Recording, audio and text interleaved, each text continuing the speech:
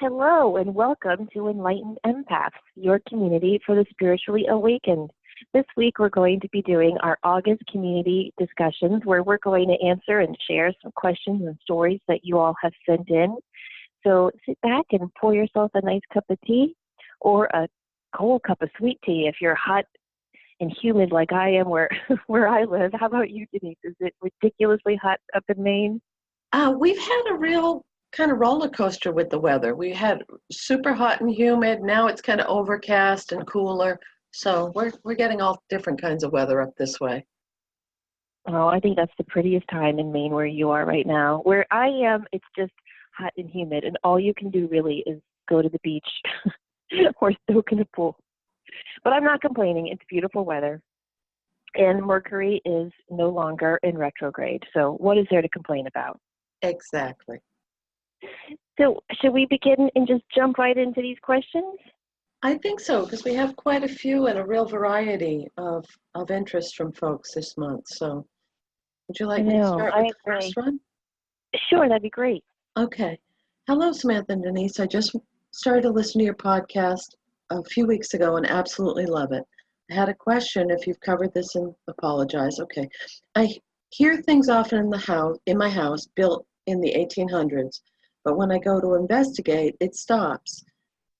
Example, two or sometimes more men talking, a party. I'm getting the impression of the 1920s, and a little girl calling for a mommy. And this is when my daughter isn't home. None of these things are bad. In fact, I had to inspect my house alone before we decided to put an offer on it.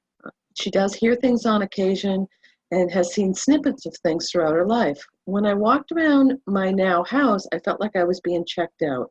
I just said out loud, "Don't worry, we love this house as you all have." I don't know why, I just felt the previous residents, put so much of their love into their lives here that they wanted to know we would do the same. After I said that, I got the feeling everyone was at ease. There is such a loving, happy, protective feeling in this house. I'm blessed to be here. 2 months after moving in, my daughter told me she saw a tall man in a black hooded cape walking through our office. I closed the door to ease her as she was really scared, but would never dare tell her he wasn't there. A week later, I was walking through the living room and I saw him myself.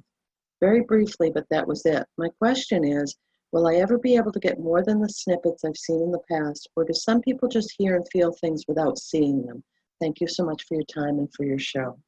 You want to jump in on that? Okay, I do, because I think, and again, just my opinion, I think two things are going on here. I think possibly the house does have some extra inhabitants who really loved the home and cherished their time there. And I want to talk about that for a minute before I get to the hooded figure. Sometimes I have this feeling that when we pass on, we're able to come back to Earth and visit places that we loved. It could be that. Some of the conversations she hears could be what's called stone tape theory, where houses absorb the memories and the emotions of very, very happy or very, very tragic times, and they kind of play it back. It could be that. It could also just be that they're choosing to live there. I've read several books where intuitives or mediums have moved into a home. They've communicated with a spirit there, and the spirit has said, "This is my heaven. Like, this is where I'm choosing to stay." Wow. And I wonder if something like that is happening with that happy, nice feeling she has. So part two of my answer to this question, I wonder if, obviously she is intuitive, and I'm assuming her daughter is as well. And so when you are intuitive and you walk around the earth, you're going to attract really positive things and really negative things, because that's what happens when we can see and hear and sense more of the spectrum than the average person. So it could be that these spirits have been in this house the whole time, and she and her daughter and other intuitives can just feel, sense, and hear and see them because they're more in tuned.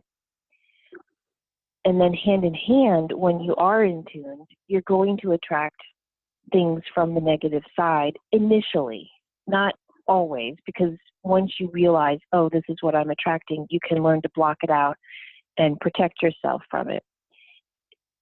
Am I being clear? That makes perfect Two sense. things. Yes. Okay.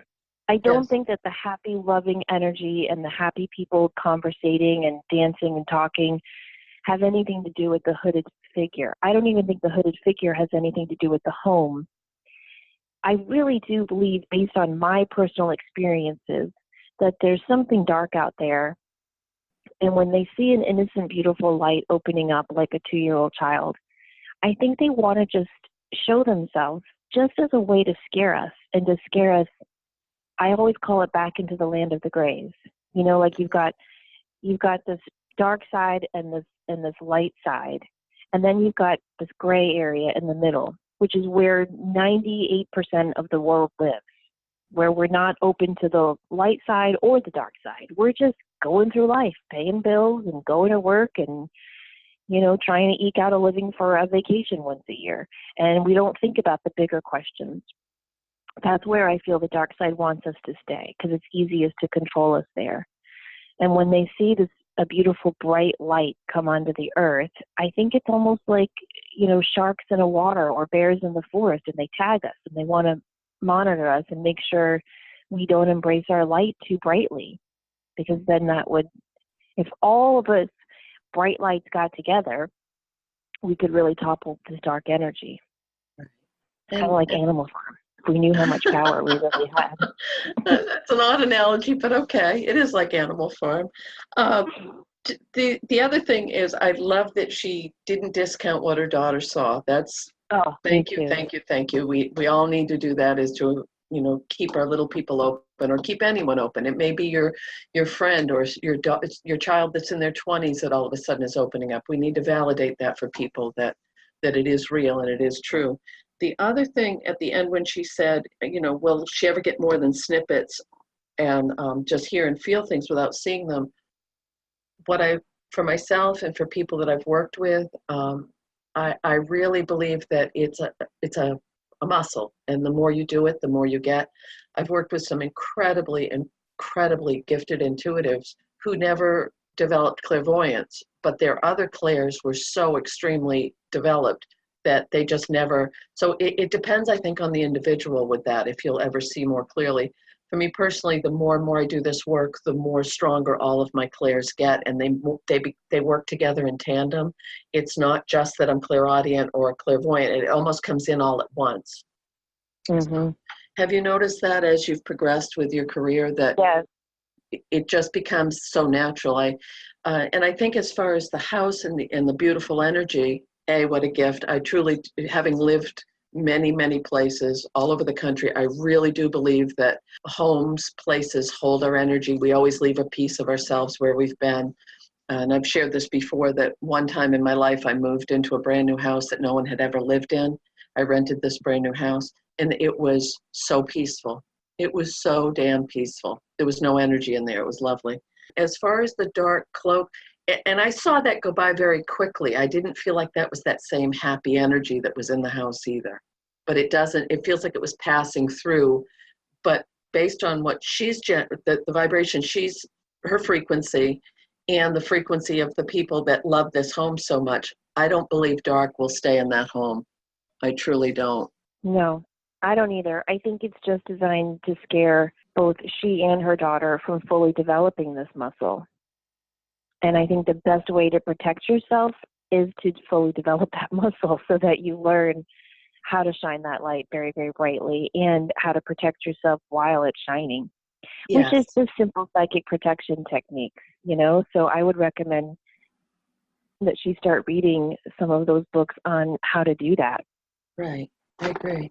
You ready for the next one? I am. All right. Hi, Samantha and Denise. First of all, thank you so much for making such a fabulous podcast show. Well, thank you. Ever since I was a little girl, I talked to spirits, mostly nature spirits and animals. People in spirit came as I got older. I just assumed everyone could talk to spirits, so I never thought it to be weird. I didn't pay much attention to the spirits during my preteen and teen years, since I was too busy doing teenage girl stuff. When I got into my 20s, everything began to change, or maybe I should say heighten. The New Age movement was in motion, and I went to many gatherings to listen to speakers, mystics, intuitives. Many of them are still well known today. I learned and experienced past lives, my spirit guides. Several years ago, I felt called to mediumship since I was seeing, hearing, and sensing people who had passed on as well as ghosts. I went to Janet Nahoavac for formal training, and the portal opened even wider. This is when I started hearing energy. At least that's what I call it. It's a ringing, vibrational sound in my ears that comes and goes in loudness, depending on what's happening to me at the time. My clairaudience is the strongest of my clairs. Most recently, I've been experiencing another sound that comes and goes. I hear music.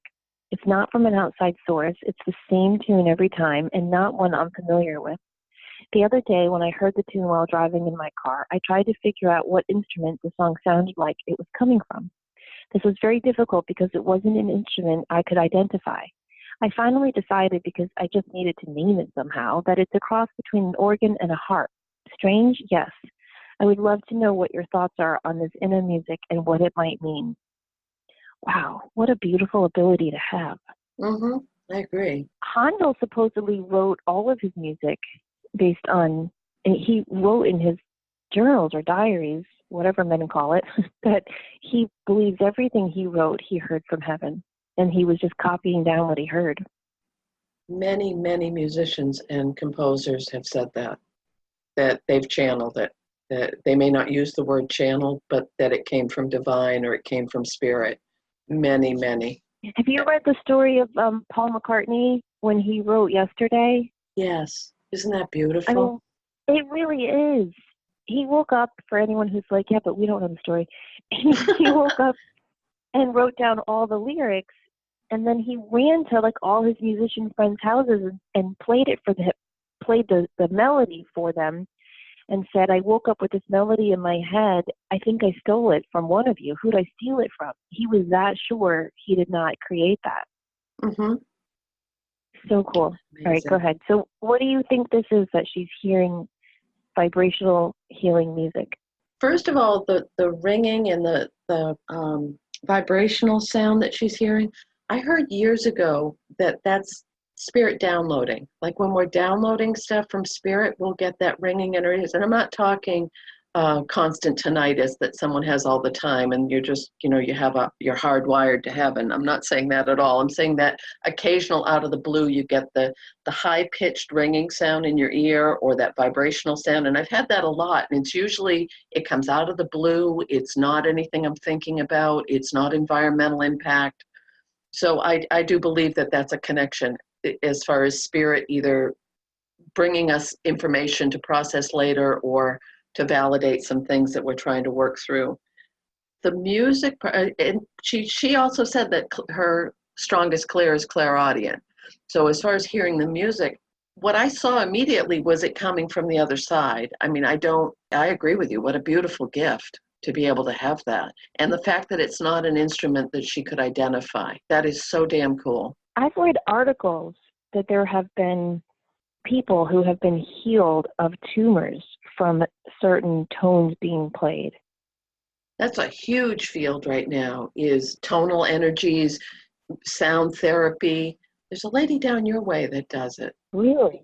Yes. Also the healing power of music, music therapy or how people deal with their emotions through music. Oh, I think sound is an incredible, incredible asset for us, not for everyone, but especially for empathic people.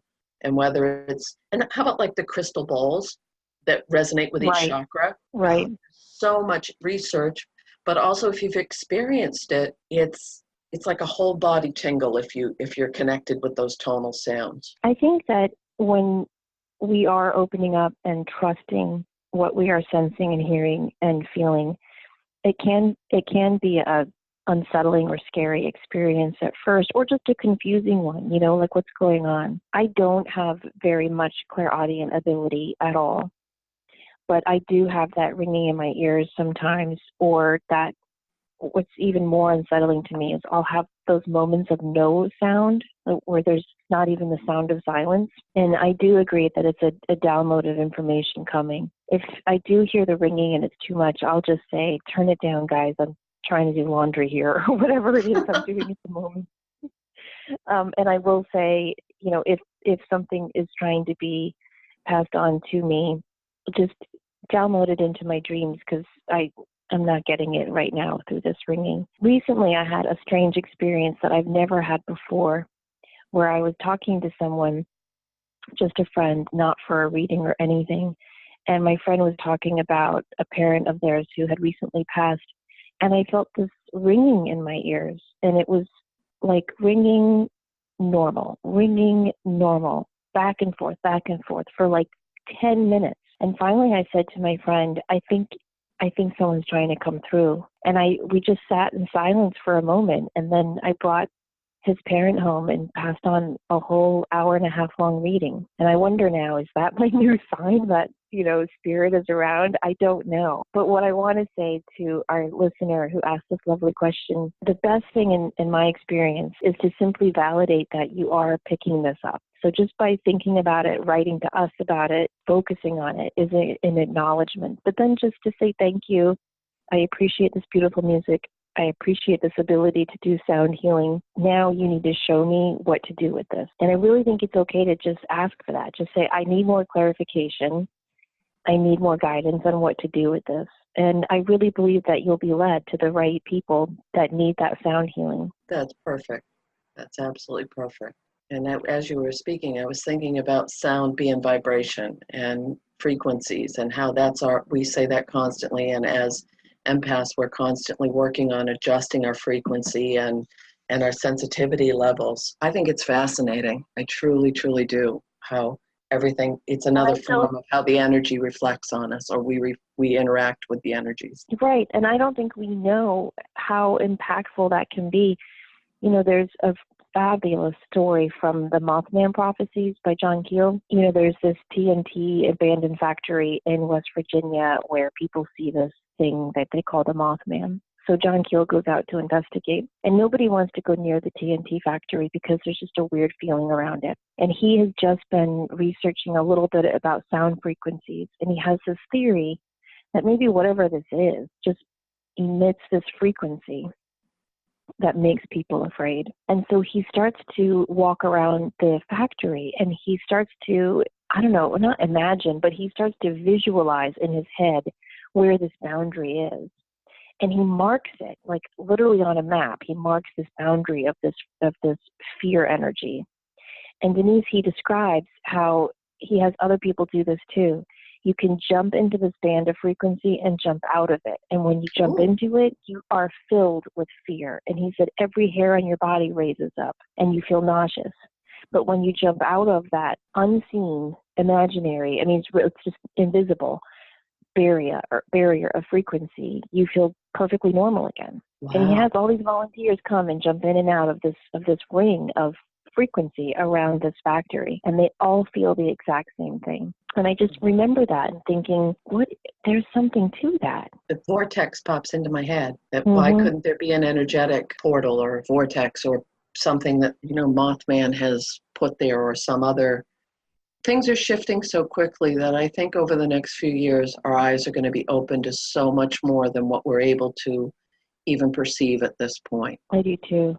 I almost feel like we're at that time in history right before, Galileo proved to us that the Earth wasn't the center of the galaxy. Now it's like, yeah, duh, the sun is the center. I feel like we're right at that juxtaposition in our own history, where in 100 or 200 years, we're going to look back at this whole time and go, yeah, of course you can heal people with sound. Well, of course you can see into other dimensions. Not to go way off into left field, but that new space probe that they just put up to get closer to the sun than anything ever has before. It's fascinating what we're doing right now. And I know I keep saying things are fascinating, but I think life is pretty fascinating right now. I agree. So, you ready for the next one? All right. I am. Okay. This is from a lady in New Hampshire, so she feels like we're neighbors since I'm in Maine. She also grew up in Massachusetts, in Stoneham, and she spent several summers in Gloucester, which is where I grew up, or she prefers to say Gloucester because you cannot put an R on the end of any words if you're in New England, certain parts of New England, just if you're ever visiting. You'll feel very native if you just drop all your R's and put an AH at the end. She has a topic she'd love to hear our take on. For various reasons, an oracle card I pulled and some thoughts that floated to the surface while writing my morning pages the issue of fear came up. In the course of my reflection and writing, I saw that one of the major blocks to developing intuitive psychic abilities has been my fear that if I allow myself to feel and see all the things that are going on around me, I'd have to fix it. Somehow I'd be responsible for making things right. I think this goes way back to early life and growing up in a profoundly dysfunctional family and all that means for a sensitive child. Clearly, it was a survival skill I developed, and at that time it served me well. Now, of course, it's a hindrance. I know that I can't possibly fix anyone else and that I'm not responsible for everything that happens.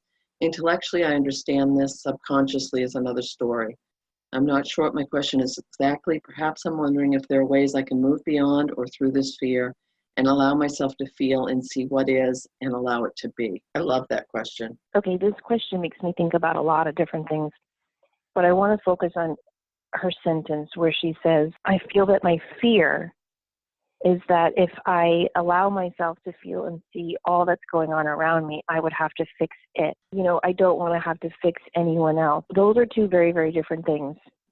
I believe that her fear of awakening her intuition is that she would have to fix, I don't like that word anyway. Let me change that. That she would have to change herself and the way she interacts with the people in her world. And I think that's ultimately where all of our fear comes from. We don't like, who the hell likes change? Whoever wakes up and goes, I would love to change my job today. I would love to change where I live today. I would love to change my relationship status today. I mean, very few people embrace big, heavy change. That's so normal. And when we are in touch with our intuition and we are fully empowered by our own inner guidance, oftentimes that is accompanied by very serious, significant change. I mean, look at you and I. I mean, when we woke up to our intuition, we changed many things in our lives. I changed my career. You're changing your career now. So that's always a scary thing. I think on a deeper level, it's not so much that, but it's changing some of her interactions with people in her life that she feels need to be fixed. And she's right. We can't fix anyone, but we can change ourselves and the way we interact with everyone. Or Yes. at least the people that need, quote unquote, fixing. And that can be scary. That can be a scary thought. And also how big a rabbit hole it is that, all of us, and I have to validate this for this lady, but also anyone else that's listening to this that is maybe on the precipice of everything all of a sudden waking up in you. Right now, in the last 6 to 8 months, things have really been picking up speed. A lot of people are feeling, sensing, hearing, seeing more than they ever have. For some folks, it's a brand new, oh my gosh, what the hell's happening to me kind of a feeling. And for other people, it's more validation. Okay, I'm not crazy. This is really happening. I am as intuitive as I know I've always been.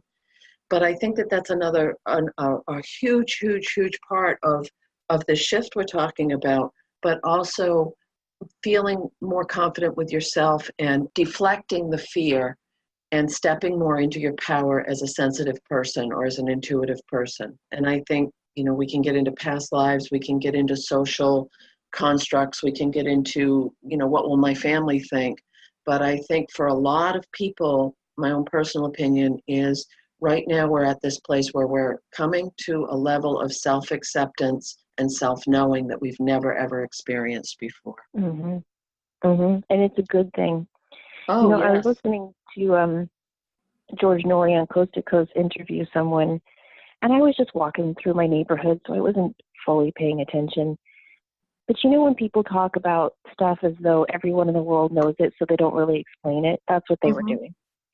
And they were talking about this concept of time, and the man being interviewed said that they've done studies and that an average 24-hour day 100 years ago today feels like 9 to 12 hours today.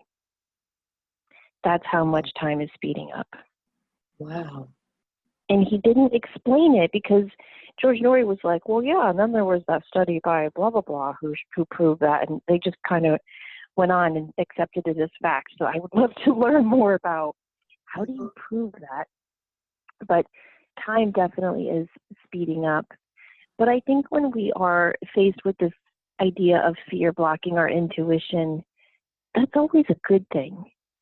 think back to your own life. Most of the things that you were afraid of were actually good things for you.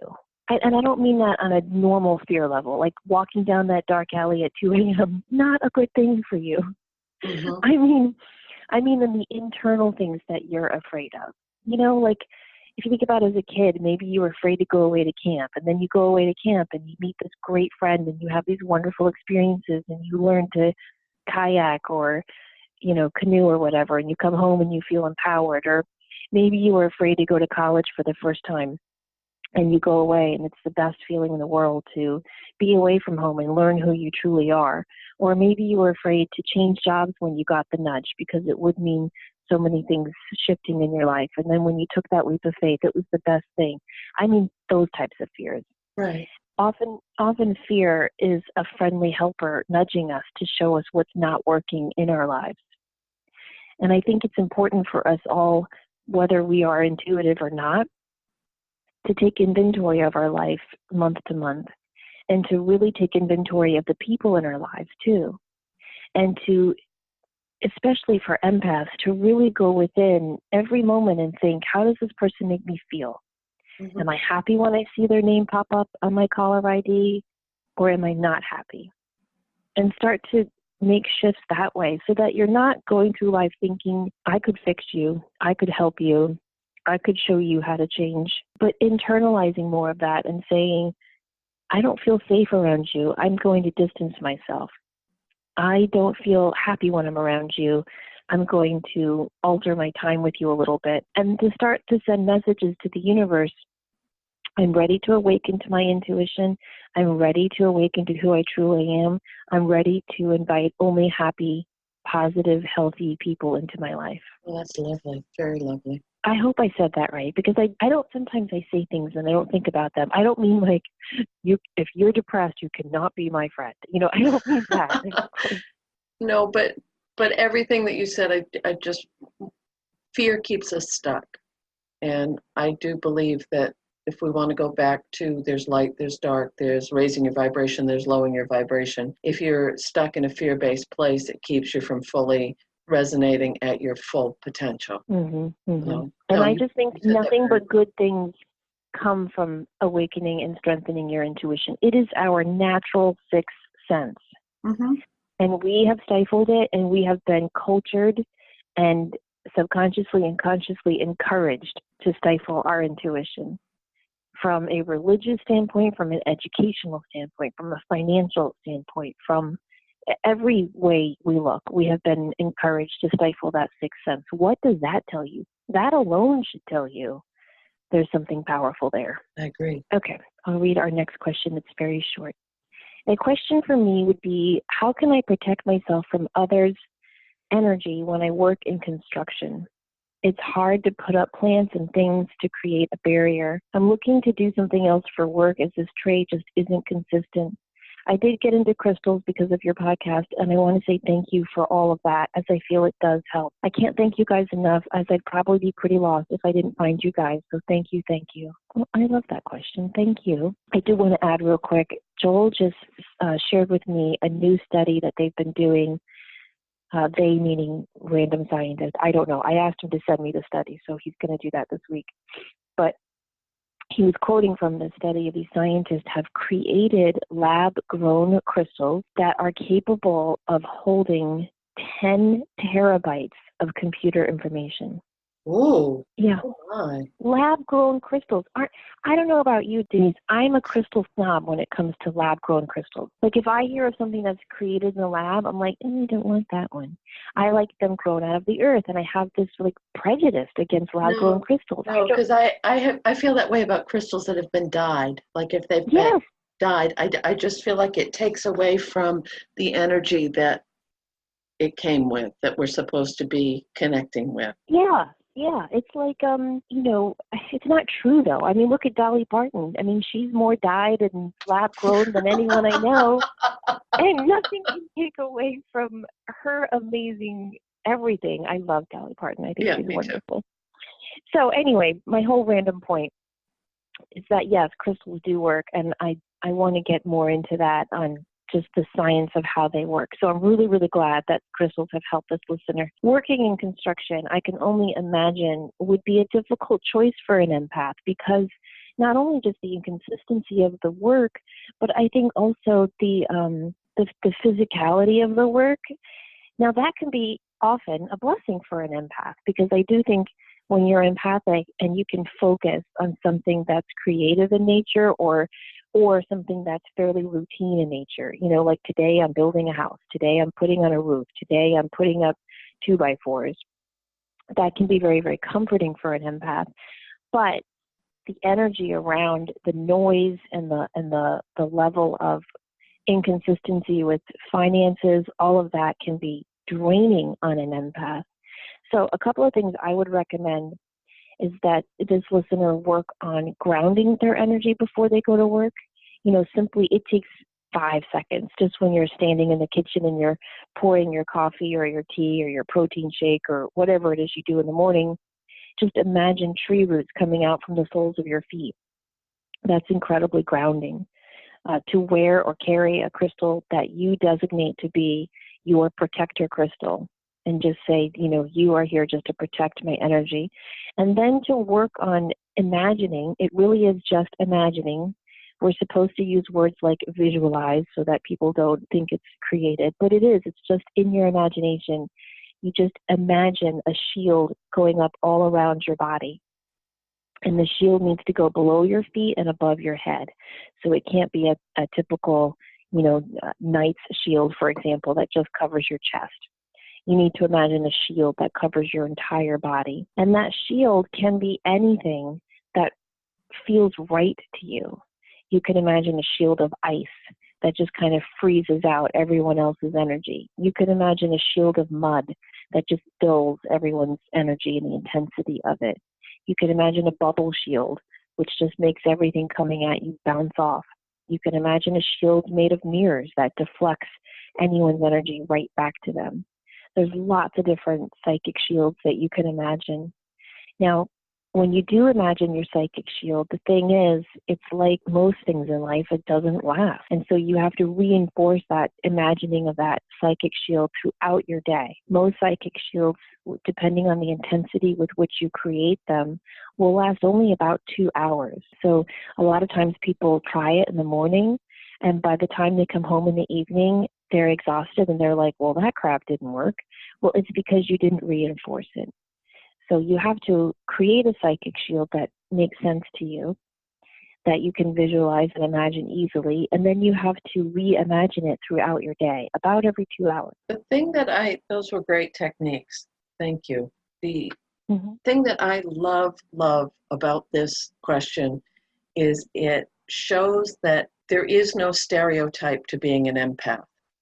It is not just airy-fairy. It is not just, or an intuitive, an empath, whatever words we want to use to describe that. Most people wouldn't say someone that's 50 feet in the air on a commercial construction site, we wouldn't immediately equate that with being an empath, because it's a very traditionally rugged job. And I'm not saying this to offend anyone. I'm saying this out of my ex-husband was in commercial construction for years and years. So I know that world very, very well. And to be an empath on those sites, that is a true balancing act. No pun intended if he's 50 feet in the air. So I think as more of us embrace this, we need to realize that it's not a visible thing to recognize someone as an empath. And again, finding each other, and if we're coming from a place of kindness where we feel solid with shining our light, it's going to reflect, it's going to help other people step into their light as well. Very well said. Thanks. That's so true. That's so true. There's more of us than we know. Yes, and we're growing. That's right. Okay, I'll read the next one. Good Okay. morning, Samantha and Denise. I want to start off by saying thank you so much for your podcast. I've been constantly plugged in and journaling about your topics ever since I started my spiritual journey about a month ago. This past year has been one of monumental and painful change for me and I experienced sort of an almost midlife crisis sense of emotions, and I'm only 24. I left a horribly abusive relationship, had to cut ties with my toxic mother, and have been in a relationship with a man for about a year who opened my eyes to the need to heal. We just weren't aware my wounds ran so deep and were unprepared to deal with the Pandora's box that came after. I found out that I'm pregnant with my third child in April, and I found myself almost hating my life because I felt so stuck. But recently, I felt such an incredible pull to heal spiritually and discover my purpose. And the more I meditate, the more I sense it's because of my new pregnancy. So my question is, when you were pregnant with your children, did you ever feel that tug stronger? Do you think it's possible that the child that chose you could be the beginning of that awakening? Thank you guys so much again. I'm going to let you take this one to start with. Okay, I definitely do. I think that our children choose us often because they need something that we can give to them, but often just as much because we need something they can give us. And I do believe that children are sometimes the greatest wake-up calls we can have in our own lives for what we need to change and shift and alter to awaken to our true light. And so I do believe that. I remember after I had my first two kids, I felt called to Reiki. And when I was getting my Reiki 1 attunement, there was another girl in class who was pregnant. And I remember thinking, oh man, I wish I knew about Reiki when I was pregnant. How cool would that be? Because the teacher was explaining when you're attuned to Reiki and you're pregnant, the child is born attuned to Reiki. And I thought, what a lovely blessing, like a little extra little thing to give your little baby. So I'm doing my Reiki 2, and in the middle of my Reiki 2 workshops, I found out I was pregnant with my third. And I really wonder, did she send me to be interested in Reiki? Because that's not me. I'm such a practical person. I'm not, before that, I was never into the idea of hands-on healing. And then suddenly I'm into this idea of healing. And then suddenly, unexpectedly, I get pregnant with my third. And she's definitely been a spiritual teacher for me. So I do agree that children come to us for those reasons. Do you? I agree. I've shared this openly for a very long time now, since my sons are men now, that it was a life changing, and it changes your intuition, it changes your connection to the practical world, to the esoteric world. And I'm not saying that, rush out and procreate. That's not what I'm saying.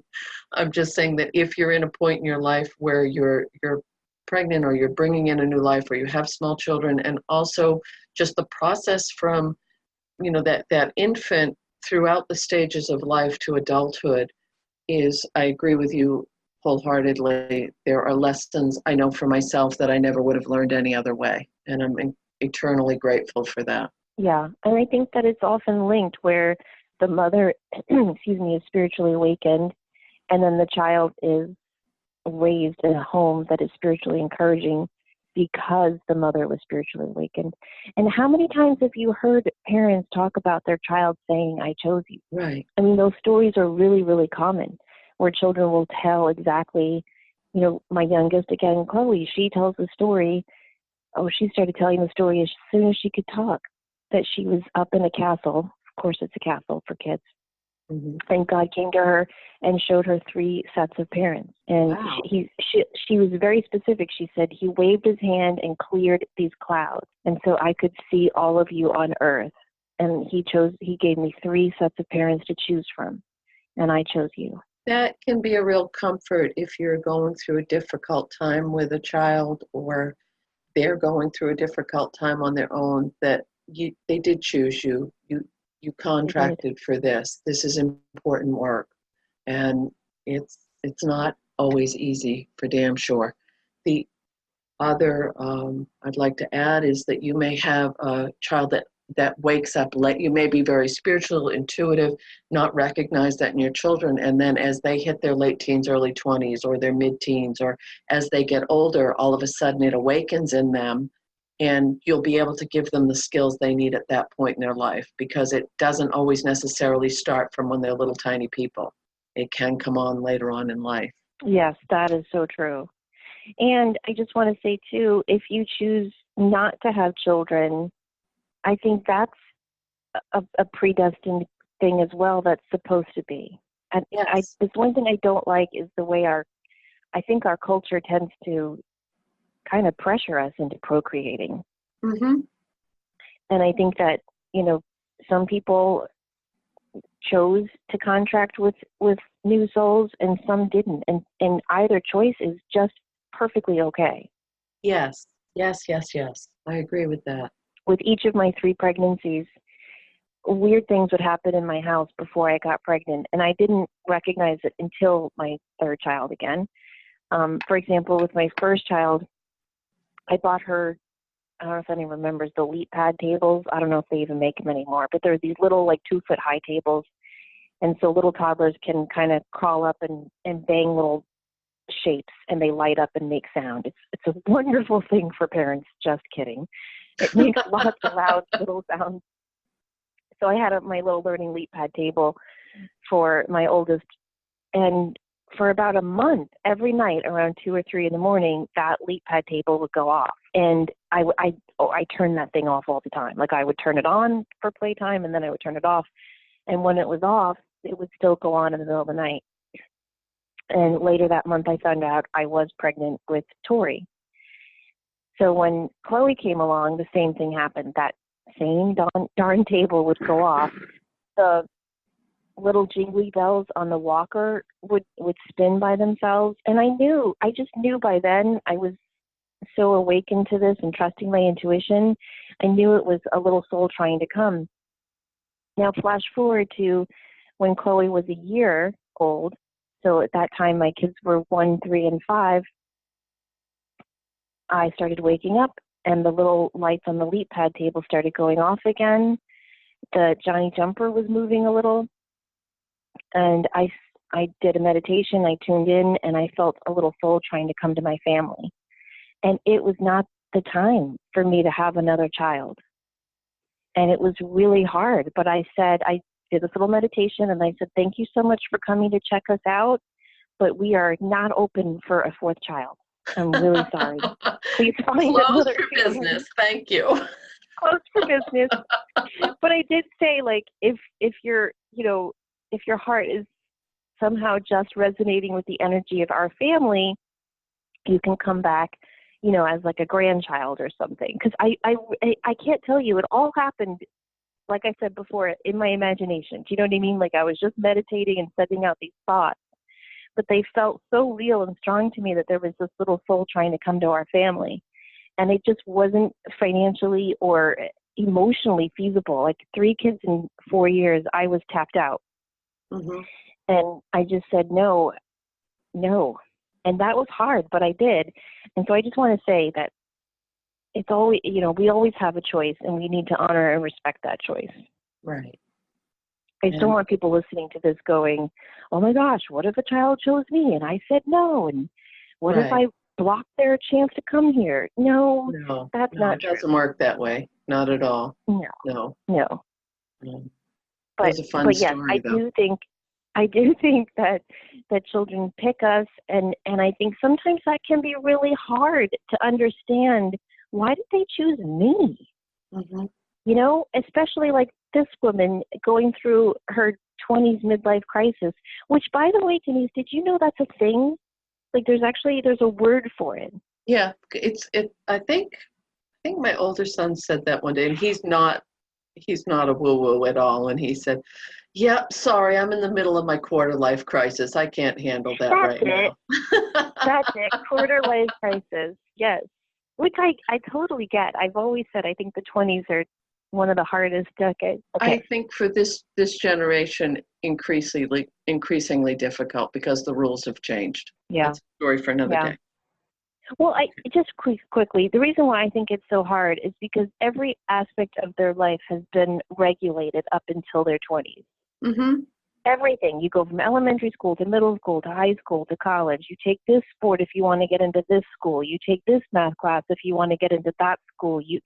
Everything is regulated out for you. And then suddenly you leave high school or college and you're just set adrift, like, okay, figure it out. Good luck. Right. So to me, And it if you makes don't sense. fit into Yeah. that pattern of wanting to go on to higher education or knowing what you want to do, or that even compounds it more so. Oh, exactly. That doesn't even fit into the regimental schedule they've set out for people. Right. Yep. Okay. You ready for me to read the next question? Yes, please. Hello, wonderful ladies. I'm a big fan of your podcast. I was stunned and delighted to hear the recent Anna Dea Judith episode, as her book, Eastern Body, Western Mind, was a very important piece of my trauma recovery. I'm writing because I've recently realized I have a lot of memories from childhood that point to the idea that my mother, whom I no longer talk to, was a medium.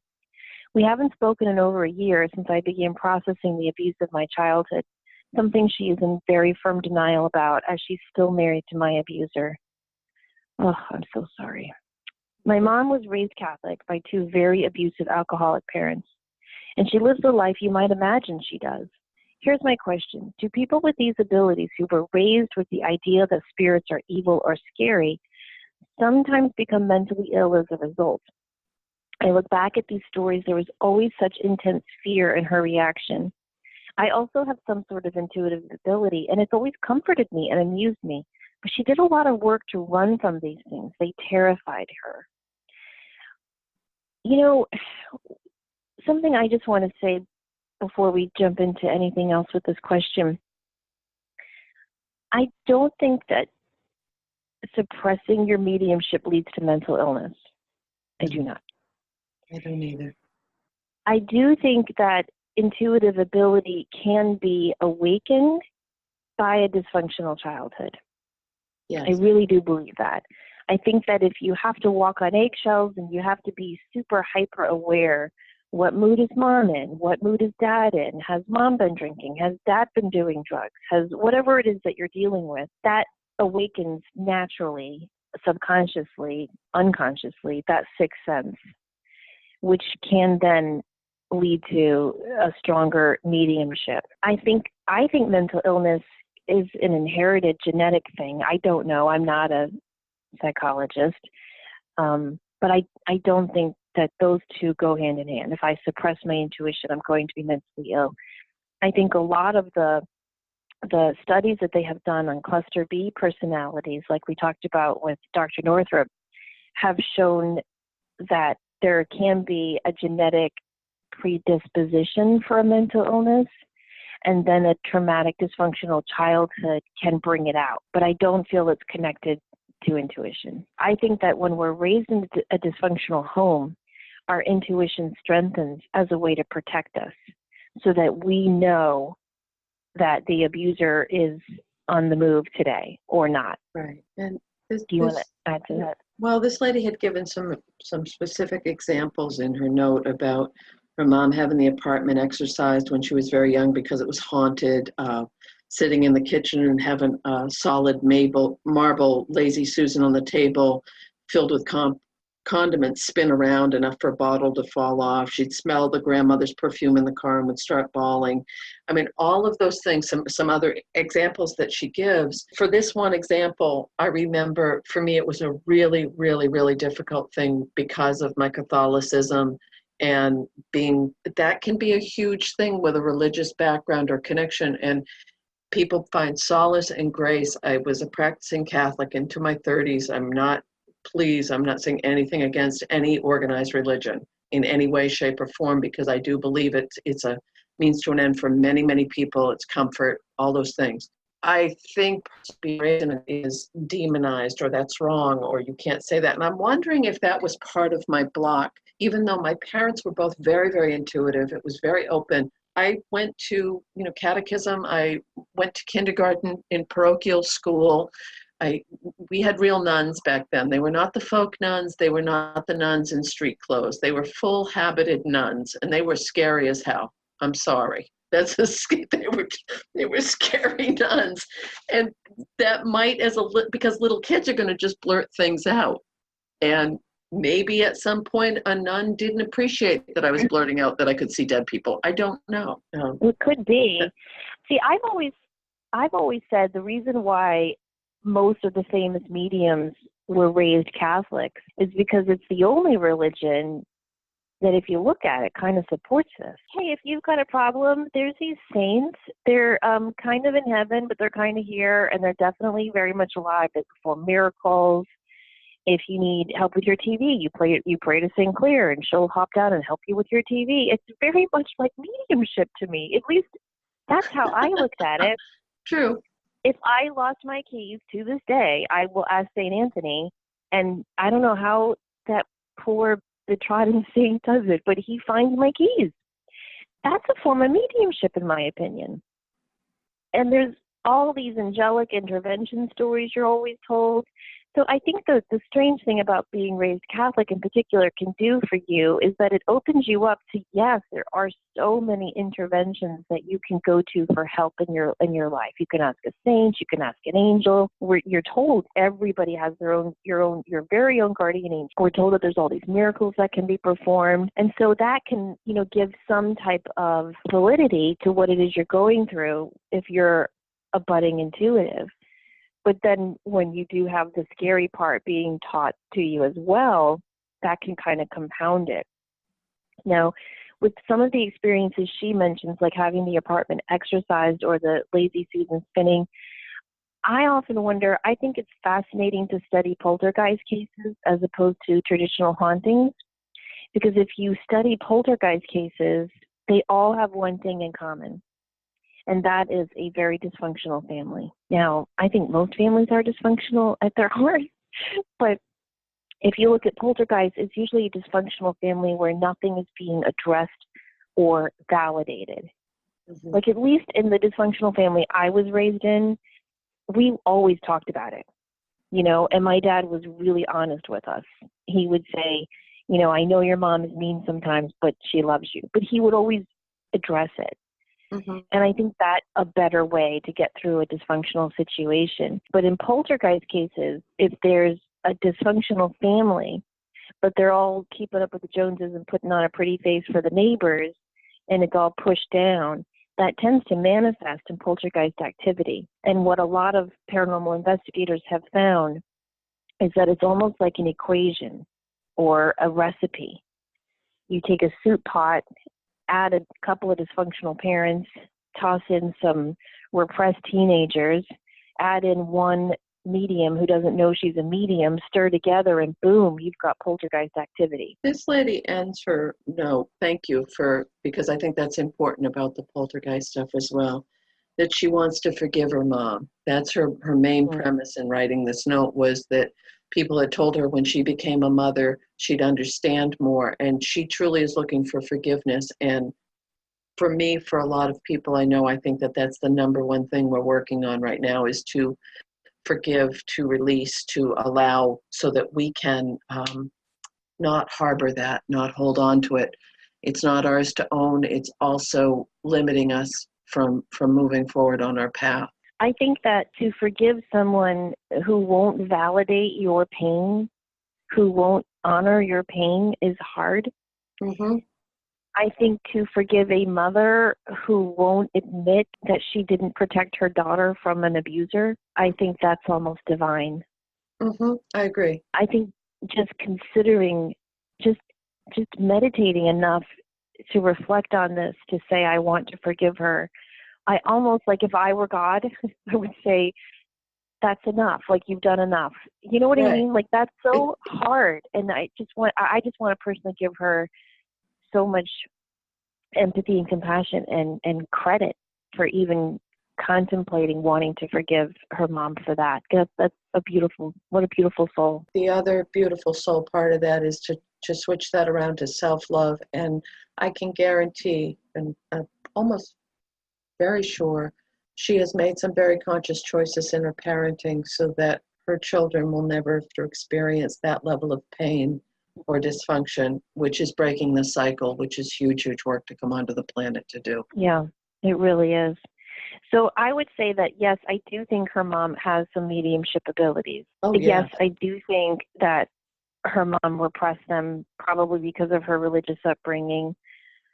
Yes, I do think that her mother's dysfunction added to all of this in a negative way.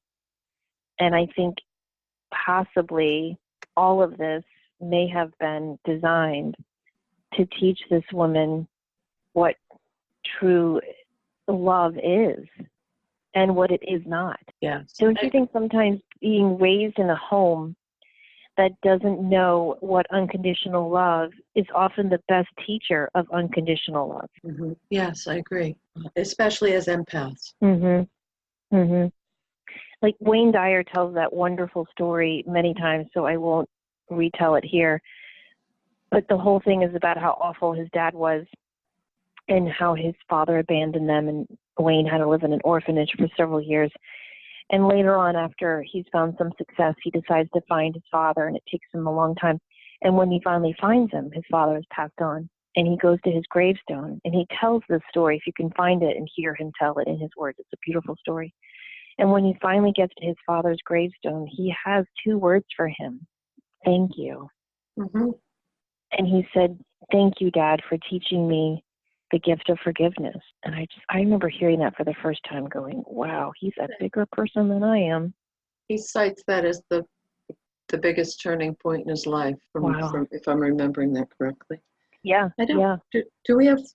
There's one more. If I'll paraphrase it really quickly because I know we're almost Okay. out of time. So I apologize to the person who sent this that I'm going to just pick out some key parts. As a super sensitive empath, I wanted to reach out for advice regarding 2 things. Roadkill. Is there a prayer I can say or a blessing I can do when I see a dead animal on the side of the road? It devastates me, and my entire body shivers with empathy, a rush of grief from head to toe. And she tries not to let it ruin her day, and has a similar reaction if she hears or sees the word sexual assault or rape. She did have some personal issues with these, but it's a very physical reaction to both of those that is a bit debilitating. And they aren't things you can hide from. She does practice shielding and energetically protecting herself, and has gone through therapy for trauma, which has been helpful. And her question is there more I can do on the spiritual side of things to build up my resilience and lessen the intensity of these empathy triggers? And just, I have the same reaction to roadkill, to injured animals, to animals in pain. I can't watch the starving animal videos. I cry uncontrollably. I have that level of empathy for animals. I do, whenever I see something on the road, I immediately say a prayer. If I'm in a safe location, I try to get the animal off the road so that they have more dignity, and often that's not a possibility. But I do, and as far as physical trauma, it sounds like she's doing exactly, that she's gone through therapy for trauma, that she's trying to heal, that God love her, she's doing the work. And I think she's spot on with building up her resilience, but also send love to it, send prayers to it. I know that sounds kind of, and then I clicked my heels, but I really do think that that's important because they do have their little souls that go on as well, in my humble opinion. No, I agree. There's a quote by a celebrity. I was trying to find it for this question, and I can't remember who said it, but he said something like, I have no hope for humanity until we can drive down the road and see quote unquote roadkill as one of us on the side of the road as well. And I thought that's so true. Every time I see it, it is very, very disheartening. And I do say a prayer. I do, as I said before, I ask St. Francis to come on down, get to work, and help the soul of this little animal to move on. And I pray that the soul is safe and happy and frolicking in heaven. I did have a student years ago who that was his job. Did you know that that's a job, Denise? Yeah. Like if you see someone, you can call a number and okay. And he explained, now maybe this was just this one student, but he said that, they all treat their job with a bit of reverence, that they're pretty nice about it. And that made me feel a lot better. Right. So yes, I do think acknowledging the animal on the side of the road is just important. Just saying a prayer for it and thanking that animal for its life. I think that's important. Reading about sexual assaults and hearing and seeing about it on the news and everything like that, I don't have any way of making that more palatable. And to be honest with you, I don't think we should have a way of making that easier to deal with. I think that all of that stuff should be hard. It's hard because it's wrong. And so what I do in my own life, if it's fiction, I just don't deal with it. Like, I used to love that show. I loved the first season of Medium, which is based on Alison Dubois' life with, I think, Patricia Arquette. And I stopped watching it after about 6 or 7 shows because every single show was on a woman being a victim of violence. Oh. And I was like, man, if you look at the news, it's not always women who are the victims of violence. Like, men get shot and killed too. It really bothered me. So I try to keep it out of my life with fiction. If it's on the news and I read about it, I say a prayer for the victim of the assault, but I also say a prayer for justice and that perpetrator is caught. And please, anyone who has been the victim of any type of assault, or if you've been physically abused, mentally, spiritually abused, as sensitive people, those are very deep-rooted. And from personal experience, from people I've talked with, doing inner child work to realize you didn't do anything to bring that on is incredibly, incredibly important, is to forgive that you didn't do anything, you didn't deserve that. But as sensitive people, it leaves such an energetic imprint for us that it's wonderful that this lady is doing the work that she's doing. Right, and just think about if all of us empaths sent out a prayer, for the people who have to suffer from that. Imagine how we could help their healing and their self-forgiveness and self-love. And so I think sometimes just to look at it from that point, because sometimes you read these things or you see these things on the news and you feel so helpless. And I think it's important to remember that our energy, there's that whole thing that came up, thoughts and prayers are meaningless, after the whole school shooting, violence. I understand what people were saying with that motto. I do. We do need more than thoughts and prayers. I get that. But thoughts and prayers are not worthless. Thoughts and prayers are energy, and they are intent. And when we send them out, they find their right home. And so every time you see something or hear something that unsettles you, do send out a thought and a prayer for hope and love and light. And it will find its rightful home, and it will help add more light to the world. And sometimes that's all we can hope for. Mm-hmm. Well, we hope this has been helpful for all of you. If you have questions you'd like to share or stories, we love to read your stories as well of empathic or intuitive experiences or stories you shared where you realized the spiritual connection between all. You can email those to us, enlightenedempaths@gmail.com, or you can message us on Facebook, Enlightened Empaths. We also want to remind you we have a daytime mediumship webinar that's filling up very fast. That starts August 31st. It will meet Friday from noon to 1:30 p.m. Eastern Time. And mid-September, we have a evening mediumship webinar coming up. So we hope you can join us for one of those. And in the meantime, don't forget to show up, do great work, and share your light. Have a great week, everyone. Bye-bye.